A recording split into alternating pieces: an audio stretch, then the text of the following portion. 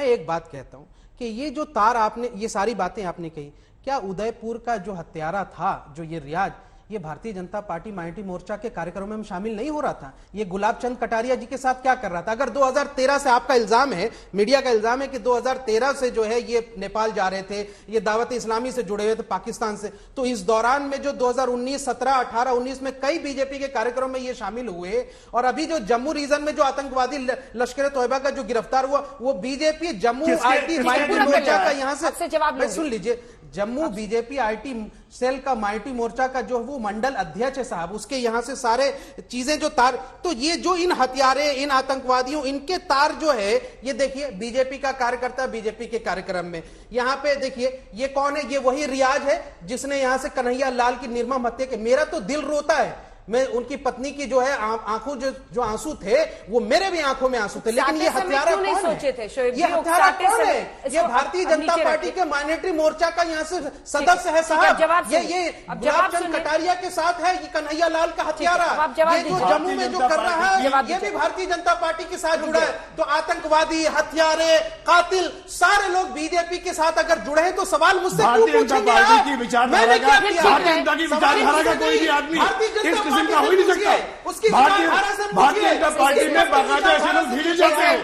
अगर आपको इस तरह से चीखना उकसाना है तो आप छोड़ के जा सकते हैं। भेजे जाते हैं कि पहले वहां जाके फोटो खिंचवाओ और फिर जो है अगर आपको उकसाना है, अगर आपको उकसाना है, आज तक के मंच का उकसाने के लिए इस्तेमाल मत कीजिए। पहले तो आप अपना टोन और अपना जो ये गुस्सा है ना, उसको नीचे रखिए। मैंने आराम भारतीय से बात कीजिए, ये चीखने का मंच नहीं, आराम से बात कीजिए कि मैं कन्हैया लोग जो सुनते हैं उन पर बुरा असर न पड़े। कन्हैया लाल के आप रुक हो परिवार के जाइए। साथ हूँ, भारतीय जनता पार्टी की कन्हैया लाल के परिवार के साथ बिल्कुल नहीं, आप उकसा रहे थे लोगों को, तो मुझे गुस्सा आएगा सपोर्ट, क्योंकि जब बीजेपी का कार्यकर्ता ऐसे हत्यारा बन रहा है, जब बीजेपी माइनॉरिटी मोर्चा का कार्यकर्ता इस तरह की यहाँ से गला काटना है, ये आपकी राय है। जब तक इसकी पुष्टि नहीं होती है, आज तक इसको सब्सक्राइब नहीं करता है।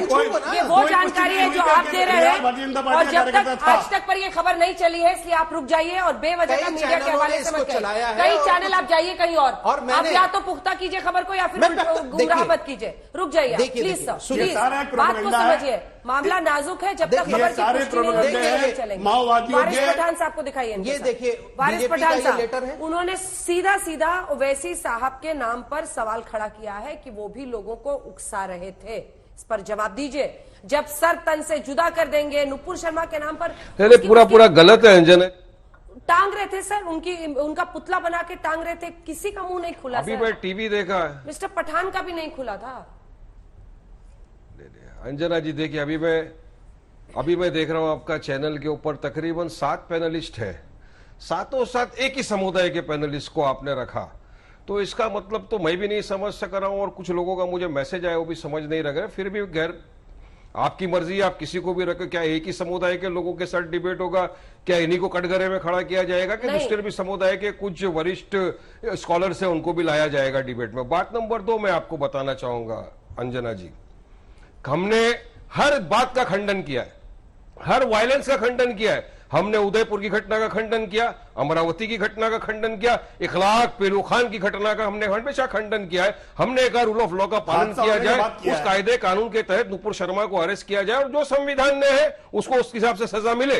बात नंबर दो, अब बेइंसाफी कहां होती है अंजना जी? देखिए दिल को कहां हाथ पहुंचता है, जब धर्म संसद के अंदर कॉल फॉर मुस्लिम जेनोसाइड दिया जाता है, वहां पर यति नरसिंह आनंद जैसे, बजरंग मुनि जैसे, आनंद स्वरूप जैसे लोग होते हैं, डायरेक्ट बोलते हैं बच्चों को बेटा कागज कलम छोड़ दे, तलवार उठा, मुसलमानों का नरसंहार कर दे। उनके खिलाफ कार्रवाई नहीं होती, मगर उनके बयान को एक जर्नलिस्ट आप ही की तरह एक फैक्ट चेकर ऑल्ट न्यूज का ट्वीट करता है तो उसको हिरासत में लिया जाता है। आज मोहम्मद जुबैर को सीतापुर में अरेस्ट कर लिया गया, उसी ट्वीट के ऊपर उसको दिल्ली से सीतापुर तक अरेस्ट किया जाता है, मगर मुसलमान के नरसंहार करने वालों के खिलाफ कोई कार्रवाई नहीं। अब 2 दिन बाद जब ये बेल पे आते भी है ना, ये जो नरसंहार की बात करते हैं, ये बेल पे आने के बाद इनको ग्लोरीफाई किया जाता है, हार फूल पिलाया जाता है, मिठाई खिलाई जाती है। तो बताइए क्या ये इंसाफ है? हम मांग कर रहे हैं कि किसी भी तरह, जिसकी वजह से सुप्रीम कोर्ट ने भी कहा, जिसकी वजह से देश आज इस माहौल में पहुंच गया है, उसको अरेस्ट करो। मिस्टर पठान, आप जिस स्क्रीन पर दिख रहे हैं ना, जवाब दीजिए, उसके दोनों तरफ किया जा रहा है। मिस्टर पठान, उस पर चर्चा करेंगे जी, लेकिन जिस स्क्रीन पर आप दिख रहे हैं ना, उस पर दोनों तरफ हम दिखा रहे हैं उदयपुर और अमरावती की घटना। हम दिखा रहे हैं कि किस तरह से मारा, किस बेरहमी से मारा। और कट्टरता भारत छोड़ो ये बहस करने का मकसद यही है कि अगर धर्म को बचाने के नाम पर, नुपुर शर्मा से मामला जुड़ा हुआ जरूर है, लेकिन हम अपने धर्म को बचाने के नाम पर कोई गले पर सीधा हमला कर रहा है, इसीलिए हमने ऐसे पैनलिस्ट बुलाए हैं ताकि हर तरह की आवाज एक धर्म के अंदर सामने आए। बचाया जा रहा है इसका रुके जी, लेकिन आपने अपने 3 मिनट के भाषण में जो कातिल है हमने कहा उसको कड़ी सजा दो। चिल्लाते क्यों है आप लोग? 3 मिनट के भाषण में आपने सर एक बार भी इन दोनों हत्याओं का जिक्र ही नहीं किया। आपको जो सूट करता है आप वही बोलते हैं। अरे टॉपिक पर तो रहेंगे ना सर। क्वेश्चन पेपर अगर ज्योग्राफी का है तो इसके आंसर थोड़ी आप रिवाइंड करके देखिए।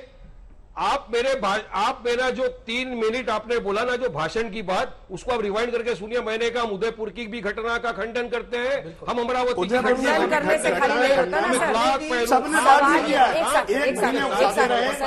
उस घटना का भी हम खंडन करते हैं तारिक फतेह और हम ये भी खंडन करते हैं हर चीज की वायलेंस का हम खंडन करते थे, करते रहेंगे। अंजना तारिक फतेह साहब जी देखें, मसला सारा ये है कि पिछले कोई मतलब आजादी से पहले से ही ये मदरसों के अंदर जो तालीम दी जाती है, आप देखेंगे कि उसमें मेज कुर्सी भी नहीं होती, बिल्कुल ही वो मिडिवल किस्म का अंदाज है। बच्चों को रट्टा करा के पढ़ाया जाता है।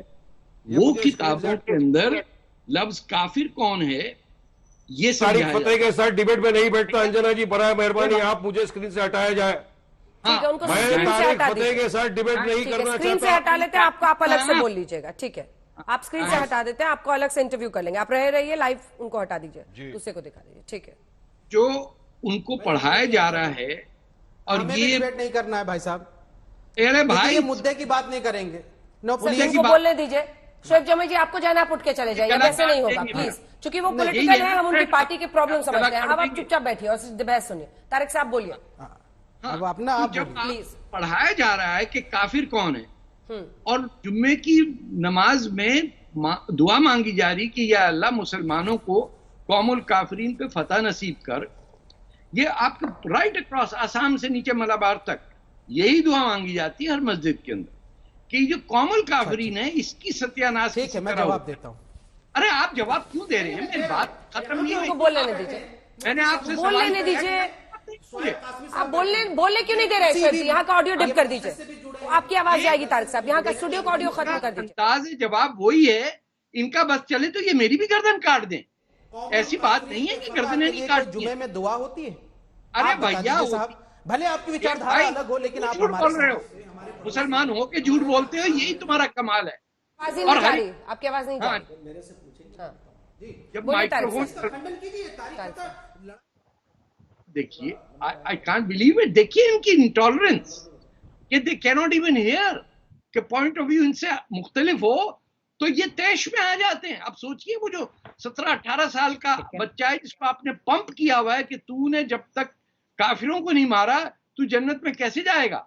गजवा हिंद का बेसिक प्रिंसिपल है कि हिंदुस्तान से हिंदुओं का खात्मा, सबको मुसलमान करना, सारे टेंपल तोड़ना, फिर रोजे कयामत आएगा और ये चाहेंगे अपनी जन्नत में हूरों के पास।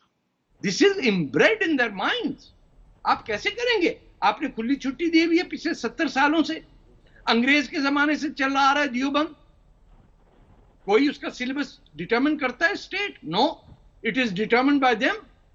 किताबें वहां से नहीं मिल सकती हैं आपको कि क्या पढ़ाया जा रहा है क्या नहीं पढ़ाया जा रहा है।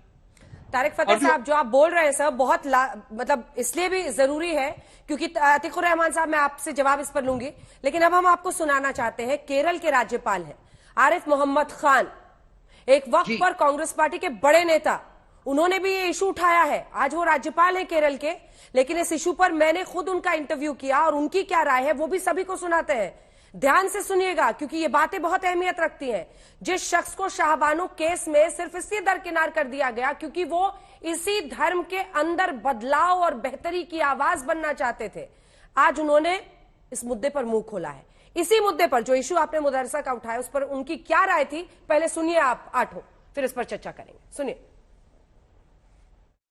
ये जो दहशत गर्दी आप इस वक्त देख रहे हैं, जो आतंकवाद देख रहे हैं, इसका सबब, इसका कारण वो मजहबी फिक्र, वो धार्मिक सोच है रिलीजियस थॉट है जो मुसलमानों के मदरसों में पढ़ाया जा रहा है और उनकी सियासी तहरीकों में सिखाया जा रहा है, यही इसकी का स्रोत है। वो कहते पहली चीज ये है कि दुनिया में कहीं भी विधर्म होगा, शिर्क होगा, मतलब कोई दूसरों का तरीका इबादत का कुछ और है, कुफ्र होगा, एपोस्टेसी होगी, तो ऐसे शख्स की सजा मौत है और इस सजा को देने का हमारा अधिकार है। दूसरी बात ये सिखाई जाती है, ये मैं नहीं कह रहा हूं, जावेद गांधी कह रहे हैं, दूसरी बात ये सिखाई जाती है कि दुनिया में गैर मुस्लिम जो मुसलमान नहीं है वो सिर्फ इसलिए पैदा हुए हैं कि मुसलमान उन पर शासन करें, और कोई भी गैर हुकूमत जो गैर मुस्लिमों की है वो हुकूमत नाजायज हुकूमत है, जिसको जितनी जल्दी से जल्दी हो उसको पलटना चाहिए।